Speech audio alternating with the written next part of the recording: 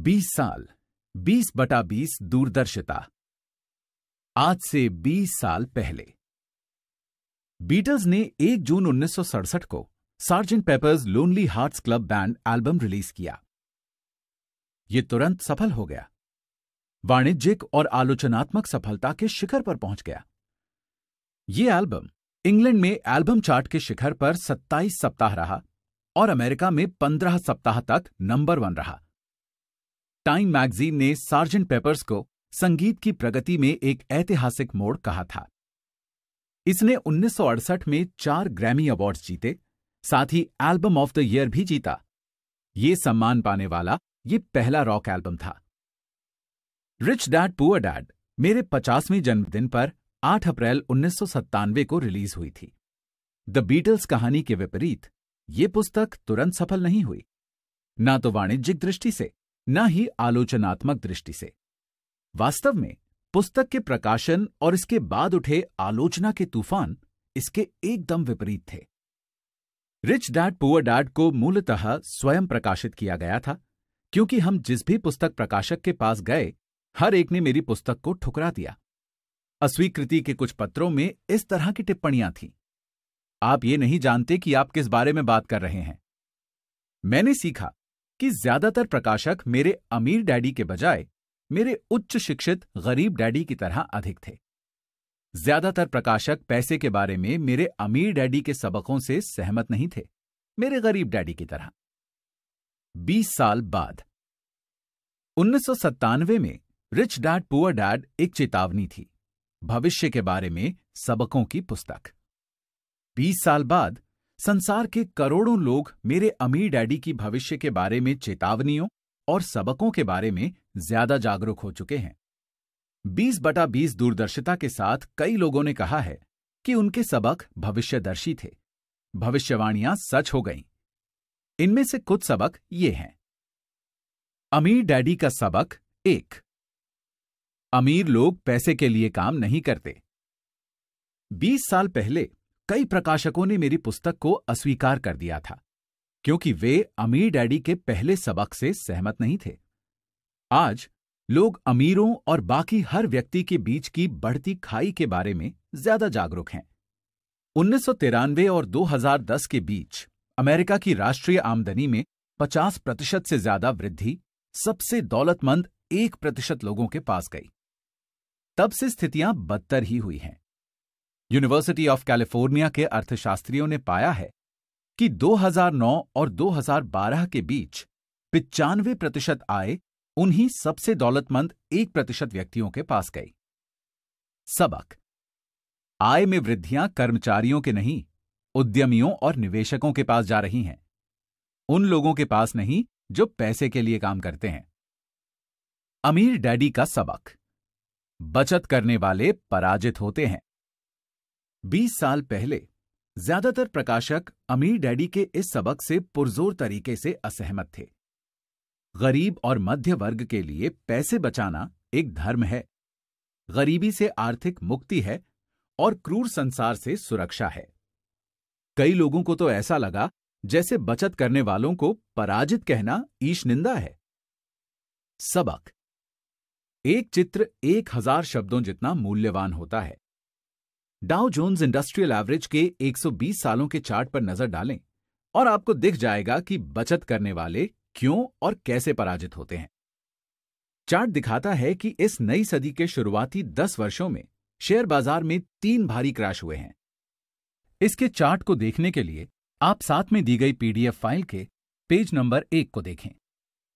पहला क्रैश सन 2000 के आसपास का .com क्रैश था, दूसरा क्रैश 2007 का रियल एस्टेट क्रैश था और तीसरा 2008 का बैंकिंग क्रैश था।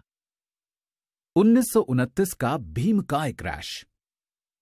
जब आप 1929 के भीमकाय क्रैश की तुलना 21वीं सदी के पहले 3 क्रैशों से करते हैं, तो आपको यह समझ आता है कि इस सदी के पहले 3 क्रैश सचमुच कितने भीमकाय थे। इसके चार्ट को देखने के लिए आप साथ में दी गई PDF फाइल के पेज नंबर 1 को देखें। नोट छापना। आगे दिया गया चार्ट दिखाता है कि हर क्रैश के बाद अमेरिकी सरकार और फेडरल रिजर्व बैंक ने नोट छापना शुरू कर दिया। इस चार्ट को देखने के लिए आप साथ में दी गई पीडीएफ फाइल के पेज नंबर 2 को देखें।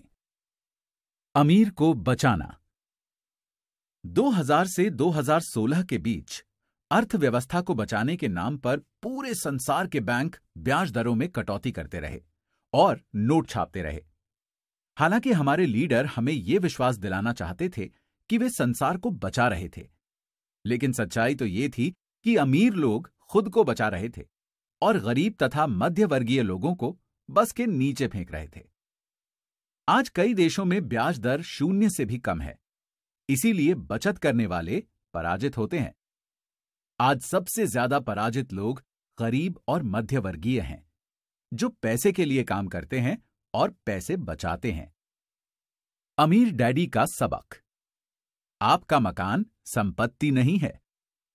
20 साल पहले 1997 में मुझे अस्वीकृति की पर्ची भेजने वाले हर प्रकाशक ने अमीर डैडी के इस सबक की आलोचना की कि आपका मकान संपत्ति नहीं है।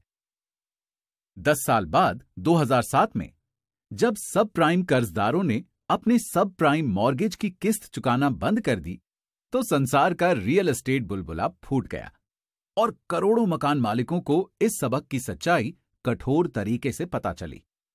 उनका मकान सचमुच संपत्ति नहीं था। असली समस्या। ज्यादातर लोग ये नहीं जानते कि रियल एस्टेट क्रैश वास्तव में रियल एस्टेट क्रैश नहीं था। रियल एस्टेट क्रैश गरीब लोगों की वजह से नहीं हुआ था, ये तो अमीरों की वजह से हुआ था। अमीरों ने वित्तीय जुगाड़ करके डेरिवेटिव्स नामक प्रोडक्ट बनाए, जिन्हें वॉरेन बफे ने सामूहिक वित्तीय विनाश के हथियार कहा है।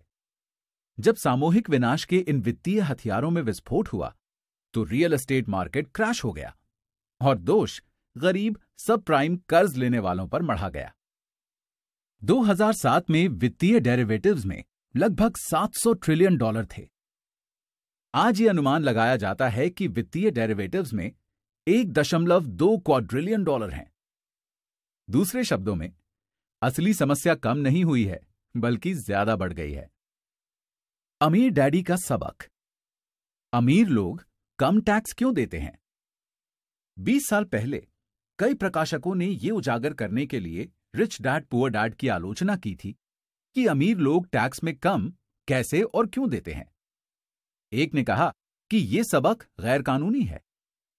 10 साल बाद 2007 में राष्ट्रपति बराक ओबामा पूर्व गवर्नर मिट रोमनी के खिलाफ पूर्व चुनाव के लिए खड़े हुए। जब यह उजागर किया गया कि राष्ट्रपति ओबामा ने अपनी आमदनी का लगभग 30% टैक्स में दिया और गवर्नर रोमनी ने 13% से कम दिया, तो मिट रोमनी की वो नीचे गिरने वाली ढलान शुरू हुई, जिसके बाद वे चुनाव हार गए। एक बार फिर टैक्स 2016 के अमेरिकी राष्ट्रपति चुनाव में केंद्र बिंदु बन गया। मिट रोमनी और राष्ट्रपति डोनाल्ड ट्रंप कानूनी रूप से कम टैक्स क्यों देते हैं, ये पता लगाने के बजाय गरीब और मध्य वर्गीय लोग नाराज हो जाते हैं। हालांकि राष्ट्रपति ट्रंप गरीबों और मध्य वर्ग के लिए टैक्स कम करने का वादा करते हैं, लेकिन सच तो यह है कि अमीर लोग टैक्स में हमेशा कम चुकाएंगे। अमीर लोग कम टैक्स देते हैं। इसका कारण अमीर डैडी के सबक क्रमांक 1 में मिलता है। अमीर लोग पैसे के लिए काम नहीं करते। जब तक कोई व्यक्ति पैसे के लिए काम करता है, वो टैक्स चुकाएगा। जब राष्ट्रपति पद की उम्मीदवार हिलरी क्लिंटन अमीरों पर टैक्स बढ़ाने का वादा कर रही थी, तो वे असली अमीरों पर नहीं, बल्कि ऊंची आमदनी वाले लोगों जैसे डॉक्टरों, अभिनेताओं और वकीलों पर टैक्स बढ़ाने का वादा कर रही थी। 20 साल पहले। हालांकि रिच डैड पुअर डैड तुरंत सफल नहीं हुई, जैसे कि the Beatles Sergeant Pepper's album हुआ था, लेकिन रिच डैड पुअर डैड वर्ष 2000 तक the New York times best seller सूची में पहुंच गई और लगभग 7 साल तक उस सूची में बनी रही। इसके अलावा वर्ष 2000 में ओपरा विन्फ्री का फोन आया। मैं पूरे 1 घंटे तक ओपरा कार्यक्रम में रहा और जैसा लोग कहते हैं, बाकी इतिहास है। रिच डैड पुअर डैड इतिहास की नंबर 1 व्यक्तिगत वित्त पुस्तक बन चुकी है और पूरे संसार में रिच डैड सीरीज की लगभग 4 करोड़ पुस्तकें बिक चुकी हैं। क्या सचमुच कोई अमीर डैडी थे? करोड़ों लोगों ने पूछा है, क्या सचमुच कोई अमीर डैडी थे? इस प्रश्न का जवाब देने के लिए आप अमीर डैडी के बेटे माइक की बातें सुन सकते हैं, जब वे रिच डैड रेडियो शो पर अतिथि के रूप में आए थे। आप richdadradio.com पर जाकर वो प्रोग्राम सुन सकते हैं। Rich dad graduate school. Rich dad poor dad यथासंभव सरल लिखी गई थी, ताकि हर व्यक्ति मेरे अमीर डैडी के सबकों को समझ सके। जो लोग ज्यादा जानना चाहते हैं, 20 वर्ष के समारोह के हिस्से के रूप में उनके लिए मैंने लिखी Why the Rich Are Getting Richer? What is Financial Education Really? Why the Rich Are Getting Richer ज्यादा विस्तार और स्पष्टता से बताती है कि अमीर डैडी ने अपने बेटे और मुझे पैसे और निवेश के बारे में क्या सिखाया। Why the Rich Are Getting Richer graduate विद्यार्थियों की रिच डैड पुअर डैड है। ये रिच डैड विद्यार्थियों के लिए ग्रेजुएट स्कूल है। एक चेतावनी और एक आमंत्रण। हालांकि मैंने Why the Rich Are Getting Richer को यथासंभव सरल रखने की पूरी कोशिश की थी, लेकिन अमीर लोग सचमुच जो करते हैं वो आसान नहीं है, ना ही उसे समझना आसान है। अमीर लोग सचमुच जो करते हैं उसके लिए असली वित्तीय शिक्षा की जरूरत होती है, जो हमारे स्कूलों में नहीं सिखाई जाती। मैं सुझाव देता हूं कि पहले आप रिच डैड पुअर डैड पढ़ें। इसके बाद अगर आप और ज्यादा जानना चाहते हैं तो शायद Why the Rich Are Getting Richer आप ही के लिए है। 20 बेहतरीन वर्षों के लिए आपको धन्यवाद। अतीत, वर्तमान और भविष्य के मेरे सभी पाठकों को द रिच डैड कंपनी के हम सभी लोगों की ओर से 20 बेहतरीन वर्षों के लिए आपको धन्यवाद।